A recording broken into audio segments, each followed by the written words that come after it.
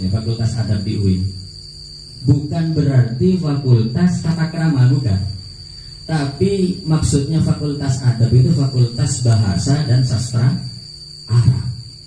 Kok dinamakan adab Ustaz bahasa? Padahal yang diatur bahasa. Tapi kok kalau diartikan ke Indonesia adab itu tata krama. Kenapa? Apa korelasinya? Karena memang zaman dulu, Pak. Zaman dulu cara berbicara, cara berbahasa itu menunjukkan akhlak dari seseorang. Karena semakin cara lisan ngomongnya lurus, tidak bengkok-bengkok, maka menunjukkan hatinya juga tidak bengkok. Kalau hatinya tidak bengkok, maka biasanya perilakunya tidak bengkok. Sehingga korelasinya dengan hadis mangkana yu'minu billah wal yaumil akhir falyakul khairon aw liyasmut. Barang siapa yang beriman kepada Allah dan hari akhir, maka hendaknya dia berkata bagus atau diam. Nah, coba sampai renungkan lebih jauh. Apa hubungannya iman ke Allah dengan dijuruskan kepada ucapan bagus? Inilah yang disebut akhlak atau adab. Karena memang adab sama akhlak itu, Pak, awalnya dari bahasa. Sehingga Al-Quran turun di Arab itu pun juga dalam rangka untuk merapikan bahasa. Yang waktu itu orang kafir jahiliyah, Quraisy jahiliyah, itu adabnya morat-marut, membunuh wanita, minum minuman keras, judi. Turun Quran dengan bahasa yang sangat bagus, sastra yang sangat bagus, karena yang dilawan waktu itu di Arab adalah para penyair. Kita tahu bahwa surat tandingan gimana itu? Al-fil gitu ya. Mal-fil wa ma adraka mal-fil lahu khurtumun tawil wa lahu dailun qasir. Itu mau menandingi Quran, Pak. Apa itu? Niru surat Al-Qari'ah gaya bahasanya. Al-Qari'ah, mal-Qari'ah, wa ma adraka mal-Qari'ah. Kiamat. Apa itu kiamat? Tahukah kamu apa itu kiamat? Diulang 3 kali cara Al-Quran membahasakan. Pantas gak Ustaz? Pantas. Karena orang gak ada tahu kiamat itu seperti apa. Jadi Quran mengulang 3 kali dalam rangka biar bikin penasaran.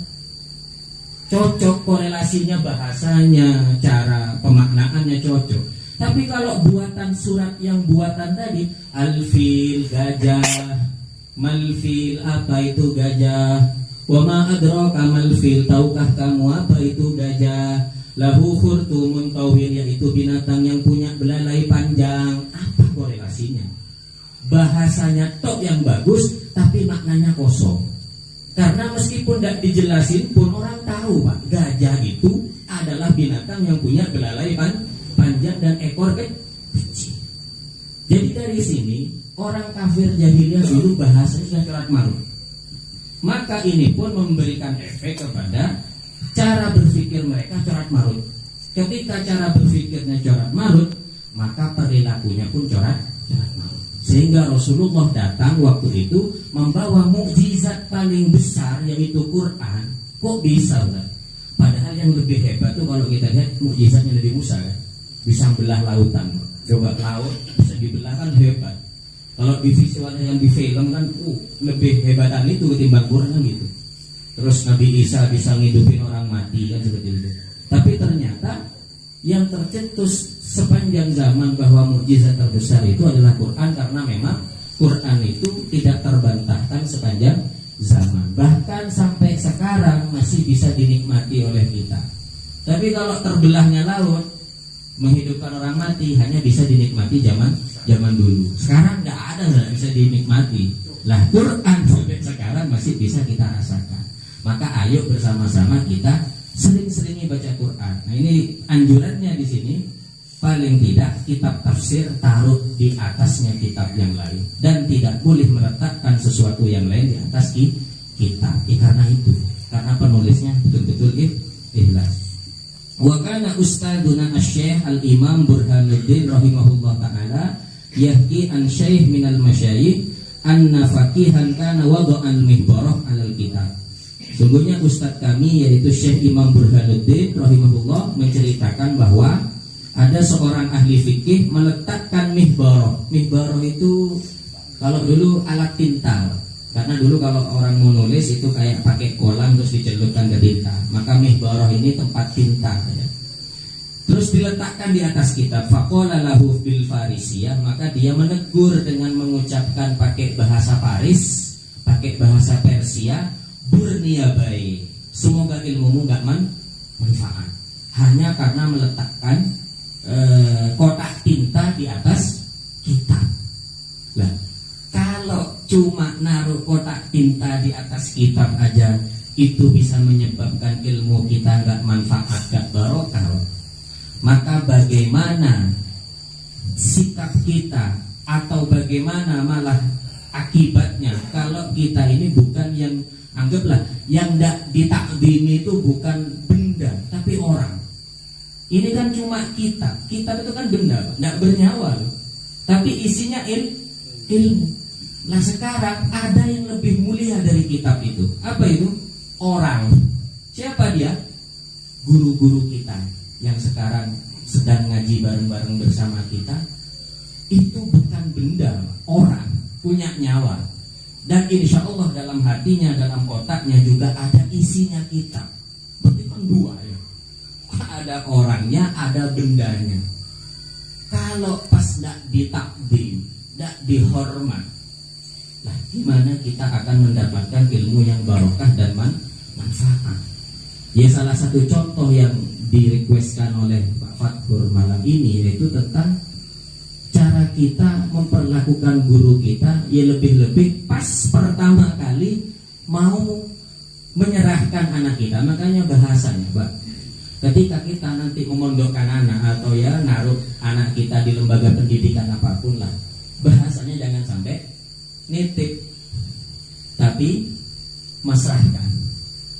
Karena kalau nitip, bahasa Arabnya wadi'ah, barang titipan itu konsekuensinya apa?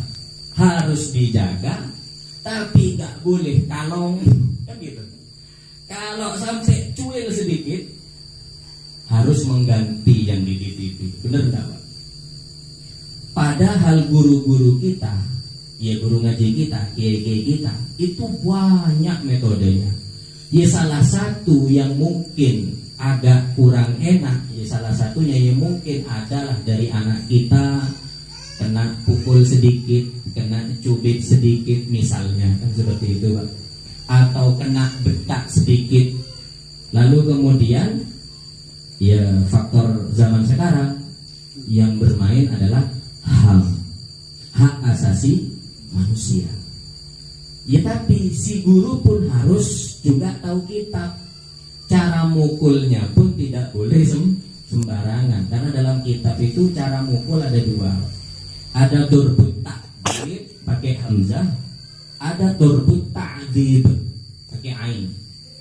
Kalau durbut ta'dib itu pukulan didikan. Kalau durbut ta'dib pukulan menyiksa. Beda. Nah, baru-baru ini ada di media sosial seorang guru di Surabaya. Entah karena masalah apa, muridnya diberdirikan. Tapi si murid langsung ditampar, terus digenduk-gendukkan, apa kalau bahasa Maduranya itu genduk lagi. Dia anu-anukan ke papan tulis. Nah, dia apa? Dijendor-jendorkan deh. Nah ini beda. Berarti sudah keluar dari konsep durbut ta'dib. Itu namanya durbut ta'dib, pukulan menyiksa. Gak ada faedah itu. Lah, salah satu gambaran durbut ta'dib kalau dalam kitab fikih ialah tangan kita nggak boleh melebihi dari pundak kalau mukul. Berarti gimana Pak? Lurus. Ini. Sampai lihat ya hukum kalau di YouTube hukum rajam hukum cambuk di Aceh.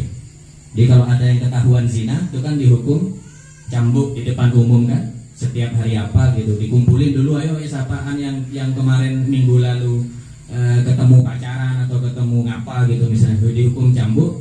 Maka cara nyambutnya gini, nggak boleh sampai gini. Kalau sudah lebih dari pundak berarti bukan durbut ta'dib tapi durbut ta'dzib, pukulan menyiksa. Ada batasannya segini. Jadi itu ya. Jadi masalah yang pertama adalah dalam cara kita ngomong kepada guru kita dalam menyerahkan anak kita, jangan sampai bahasa nitip, tapi pakai bahasa masrahkan. Jadi kalau sudah memasrahkan, maka kita ini sebenarnya ridho. Diapain pun anak kita, yang penting tidak sampai melewati batas syariat, saya ikhlas. Ya. Ketika sudah memasrahkan, maka insya Allah transfer ilmu dari guru kita ke anak kita itu akan lebih cepat, Pak. Karena gini sebenarnya, Pak, kita menitipkan anak kita ke lembaga pendidikan itu sebenarnya bukan hanya semata-mata mentransfer pengetahuan. Kalau cuma semata-mata mentransfer pengetahuan, maka nggak usah nitip ke lembaga pendidikan. Kita lihat laptop saja, nonton YouTube, semuanya ada, Pak. Kemarin itu ada kawan saya mau usaha lele, Pak. Nggak tahu ilmunya lele, nggak tahu. Cuma lihat tutorial YouTube, diajari dari awal sampai akhir. Ini sekarang sudah punya kolam, Pak, 2. Cupel kan. Ada lagi apa, Ustaz? Ada kawan saya mau benerin laptopnya yang kebetulan tidak bisa nge-print.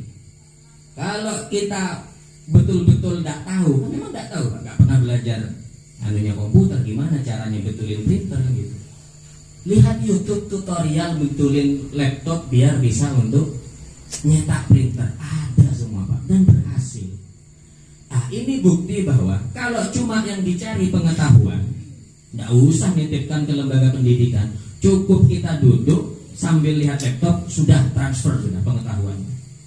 Lah, yang perlu kita sadari ketika kita menitipkan anak kita ke lembaga pendidikan itu, yang ditransfer bukan pengetahuan saja, tapi adalah barokah dan manfaat. Lah, itu yang tidak ada di YouTube. Sampai cari kayak apapun ilmunya, gimana caranya biar dapat barokah manfaat, tutorialnya. Tetap pengamalannya harus praktek dan talaki namanya. Talaki itu berhadap-hadapan, belajar dengan guru. Nah, ini yang sebenarnya hampir terkikis di masa pandemi. Belajar via daring dalam jaringan. Kan ada 2, ada daring, ada luring. Ya, kalau daring dalam jaringan, kalau luring berarti di luar jaringan. Lah, daring ini hampir, Pak, sudah hampir ya sedikit lah mengikis rasa talaki kita kepada guru. Apa talaki itu? Berhadap-hadapan. Ya mungkin karena faktor ya sekarang masih pandemi gitu. Semoga setelah ini pandemi cepat berlalu, Pak. Amanullah ya. Ini jawaban alamin. Sekarang malah ada yang lebih seru, Pak. Metaverse. Atau metaverse? Belum.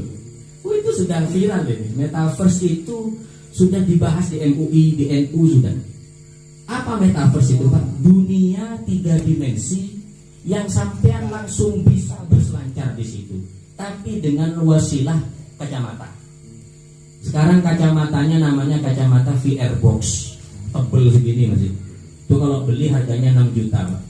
Jadi sampean kalau mau maaf ya, mau wisata ke Mesir, mau belanja kemana, mau olahraga pingpong, itu tidak usah capek-capek, Pak. Cukup dalam rumah, sampean sudah keringetan beneran main pingpong. Itu kan yang dijelaskan Pak Jokowi waktu muktamar NU dia. Saya diajak Mark Zuckerberg gitu, pendiri Facebook, untuk main pingpong virtual. Ya gerak ini, Pak. Dan di kacamata ini jelas ada dunia baru di situ. Namanya metaverse. Kita bahkan bisa beli tanah di sana. Jadi tanah tidak bisa beli di sini lagi. Suatu saat insya Allah langsung di dunia metaverse. Bisa investasi. Mata uangnya namanya kripto. Ya. Jadi semuanya sudah ada di sini. Akhirnya ujung-ujungnya merembet ke masalah haji, Pak, kemarin yang viral ya.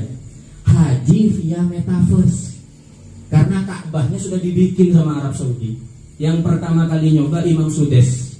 Dan bisa lihat di YouTube, Imam Sudes gini-gini, Pak. Ya kayak orang menghayal itu, tapi sudah benar-benar kayaknya nampak di depan kita Ka'bah itu.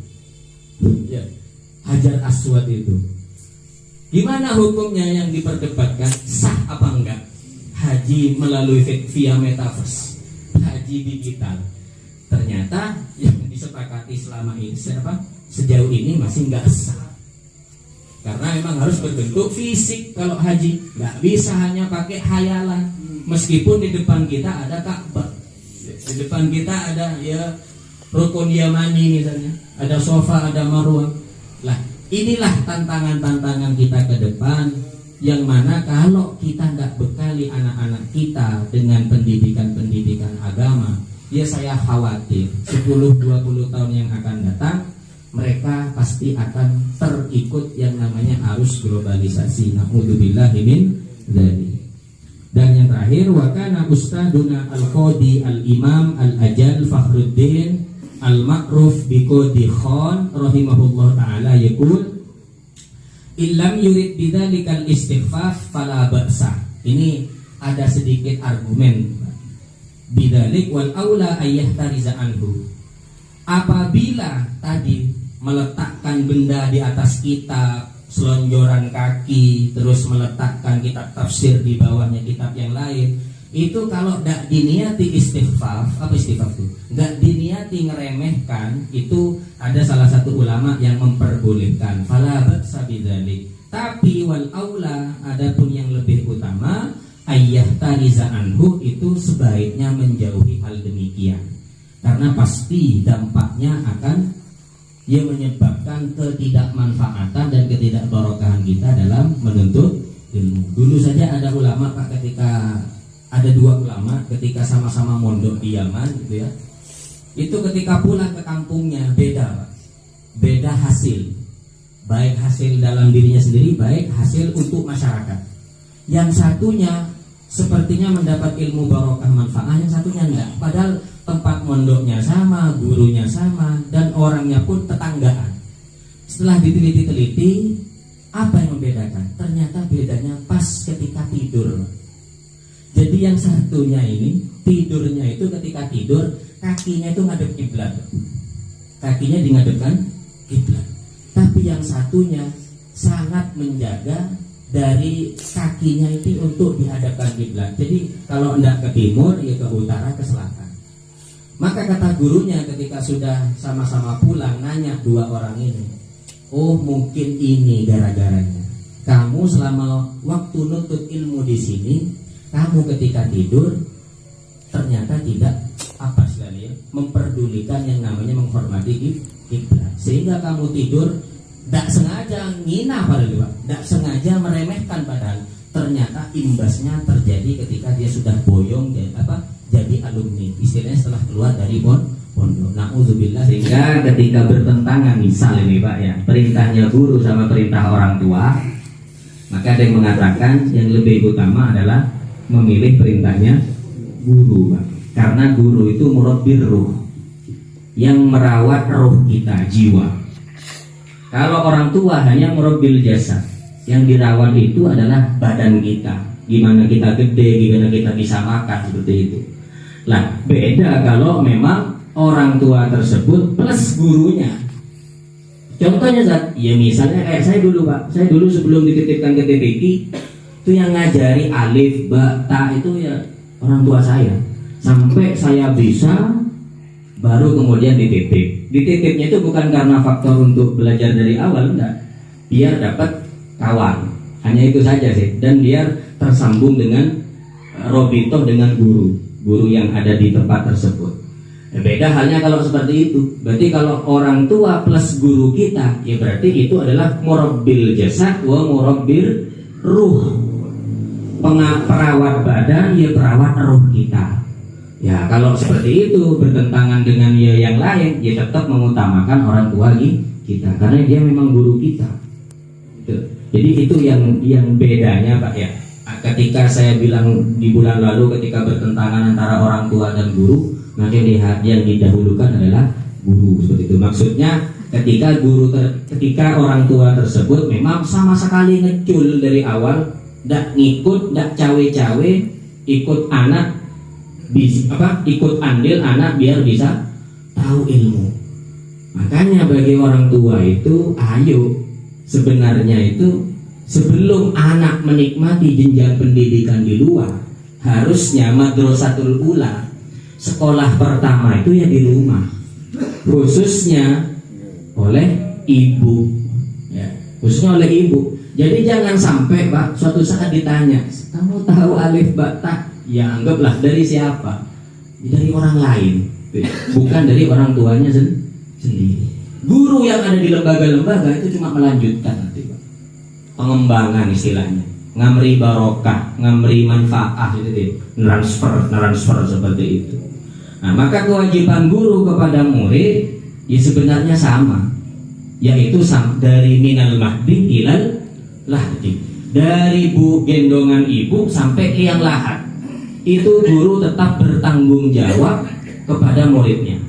Bahkan ada kisah sang murid ini Pak, ketika hidup di dunia itu amalnya jelek, tapi Ustaz Iwan dulu si murid ini selalu bertawassul Pak kepada gurunya. Ila hadratin, ketika habis ila hadratin, tawassul terus ke gurunya. Sehingga ketika menjelang detik-detik sakaratul maut, ya, ketika nafasnya sudah mau dicabut itu sulit mengucapkan la ilaha illallah. Tapi karena selama hidup Pak punya robito, punya ikatan sambungan batin dengan guru, maka gurunya datang Pak. Bukan datang dalam bentuk jasad ya, tapi dalam bentuk fil manam lah istilahnya, bukan fil yaqdah. Dituntun Pak si murid tersebut sehingga si murid ini pun bisa mengucapkan kalimat la ilaha illallah. Maka jangan remehkan Pak tawassul ila hadratin nabiyil mustafa. Iya, sekarang kita belum merasakan, besok insya Allah, khususnya ketika pas menjelang sakaratul maut, insya Allah orang-orang yang sering kita tawassuli, Syekh Abdul Qadir, Syekh Abdul Hasan, ya guru-guru kita di Sidogi, di Paiton, di Sukorejo, semuanya dan semuanya itu yang akan membantu kita ketika kita sudah dalam sakaratul maut. Maka nggak ada istilah guru itu selesai di dunia, selesai enggak.